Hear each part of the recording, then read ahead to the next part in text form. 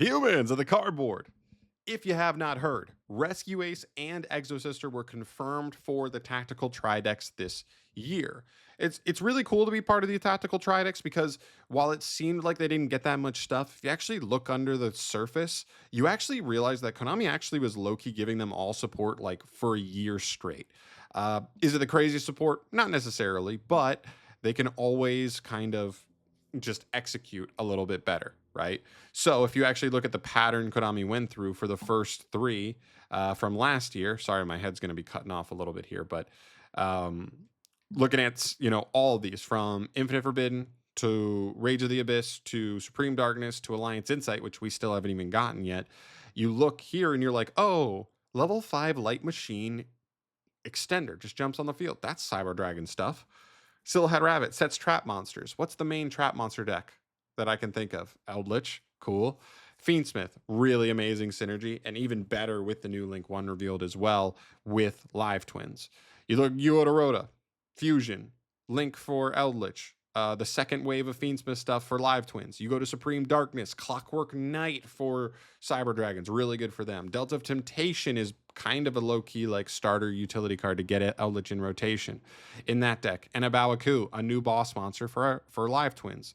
Then you get to Alliance Insight. By the way, all three of those core sets, no named support. So it felt like we weren't getting support. We low-key were getting nice pieces. And then finally, in the end, a year later, the fourth core set since the set got revealed, you get 2 Cyber Dragon cards, you get 2 Eldritch cards, you get 2 Live Twin cards, and it finally all comes together.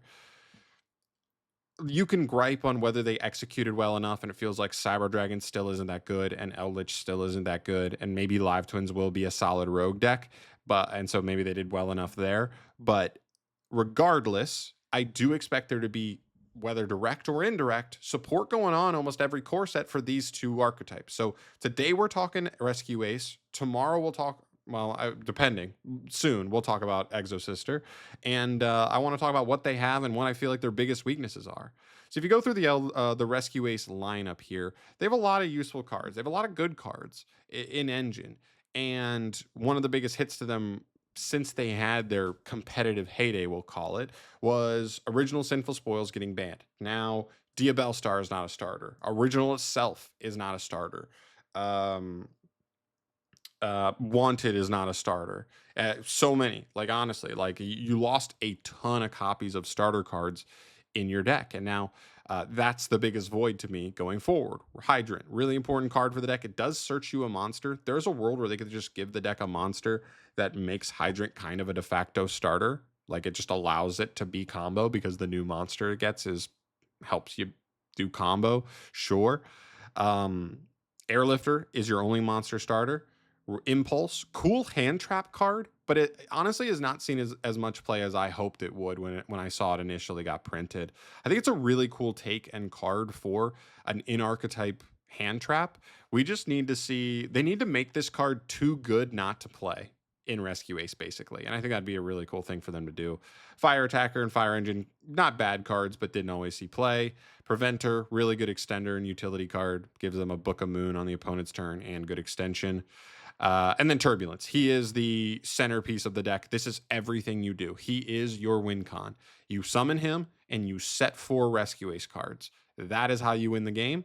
And honestly, because this card is still, in my opinion, crazy, I still think that like this deck has the ability, if they kind of solidify the weaknesses that the deck has, the glaring weaknesses, I could easily see this deck being like a branded type deck that like remains a rogue deck at worst for the next 3-4 years because it just has this at its core.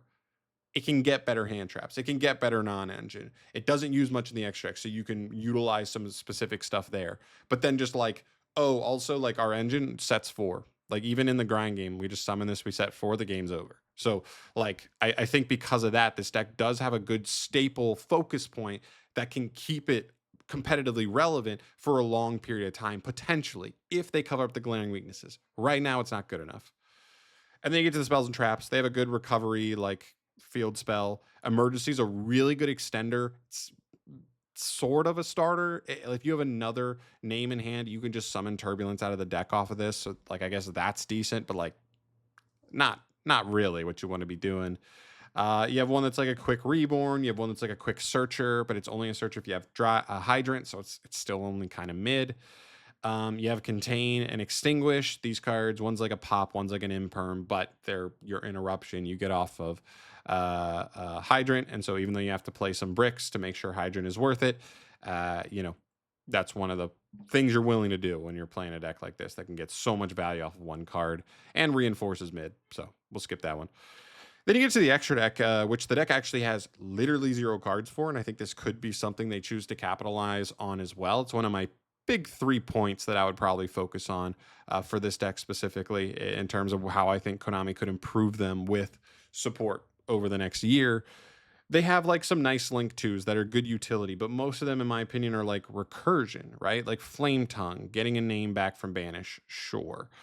Hita's a little bit different. Hita allows you to like kind of link up into Promethean Princess. You also have Sunlight Wolf. Again, like just recursion though. Like, what's the difference between Flame Tongue and Sunlight Wolf? Not much. I guess he gets back from Banish. He gets back from Grave. It's pretty simple. But Hita going up into Promethean Princess is one of the better things the deck does. Promethean is a really nice addition to the deck to give you some power from just putting bodies on the field. Otherwise, this deck doesn't really get that much value out of it if she didn't exist. So she does put in work there, and she is kind of like the de facto extra deck boss monster for the deck. And lastly, you have Impulse. I figured I'd mention it. It's an all-fire deck. Impulse is pretty good here. We just saw Fire Kings win a YCS.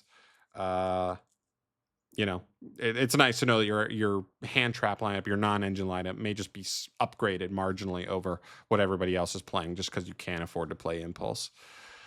But anyway, that's kind of where we end up, and I end up wishing for 3 big things over the next year. I don't care how they do it, but these 3 things, and I guess one's really vague, and the other 2 are more specific. So I guess I do care on how they do it somewhat, but. The first thing to me, and the most important thing for sure, is starters. We need consistency however they get it to us. Whether it means a new search spell, whether it's a generic one that they kind of just print in a core set, like Delta Temptation is for Eldritch, sort of, right? So if they make some sort of new consistency card, because like Durendal doesn't cut it because you have to there has to be a body on field. So going first is not really like a great starter. Right, so that doesn't really fully work in my opinion. Durendal's just awkward, and it loses to more stuff than like Rhoda. Rhoda works to get you Airlifter. Airlifter is your main starter, and 1-for-1 can just summon Hydrant out of the deck, and then boom, you're good from there. But that's not enough. That's like 5 starters, and then you talk about Emergency, and those are the only 1-card lines. And keep in mind, these 1-card lines, you're not doing anything that crazy. We're just summoning Turbulence. That's what these 1-card lines are. And maybe you summon Turbulence with SP, with IP, but it's like nothing out of this world crazy. So that's the idea, is the biggest one for me is 100% consistency. Whether it's extra stuff, main deck stuff, I don't care. Whether it's named support, generic support, it doesn't matter. This deck needs a big consistency boost, and that would be the most important thing.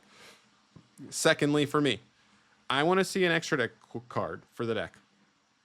I think that could be so useful for them. I think it could even be a route where they kind of give it a consistency boost by making a good Link 2.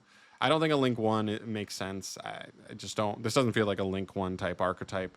Link 2 for me, but maybe you make it 2 monsters, including a Rescue Ace. So you actually need only 1 Rescue Ace monster to make it.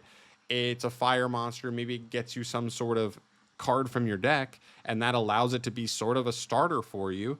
And then you can you can use it to link up into Promethean Reborn it, or even Reborn a different Rescue Ace and make sure you link back into it if it has some kind of effect on the opponent's turn to be like a bonus interruption, because that is a problem for the deck as well. When Turbulence does get stopped, you need to end on something, so that may give you another option there to be able to at least end on like Princess Engrave, the new Link 2 on field. Maybe the new Link 2 itself is sort of a not a crazy interruption, but like a fine one, and it just helps you in the grind. And I think that could be really cool. And I guess the last thing that I'd really like to see is make Impulse good. When I read him, I thought he was so cool. I wanted him to be better. He just never really saw that much play because everybody would just like, I'd rather just play 3 more hand traps instead of him. And I understood it. I didn't even blame people, but I was like, it's a bummer though, because this card is cool. It's such a cool take on a hand trap in Archetype. So if they give them one more main deck Rescue Ace monster, that's just like the new best target to summon off of Impulse. Um, to make him too good not to play. I think that'd be a really cool way to go about the deck, where even if you can't play turn one, you might have Impulse in hand with a bunch of non-engines. So the non-engine slows your opponent down, and Impulse at some point on your opponent's turn while they're trying to play summons Fire Engine or Fire Attacker, and like you're either drawing into engine or you're just getting more like summoning engine from deck and you're just getting a bunch of stuff in rotation. I think that could be a really cool addition to the deck, where even if the deck's a little slower, it still gives the deck consistency. Even if it's not in terms of turn one card starters, I'd still take that all day.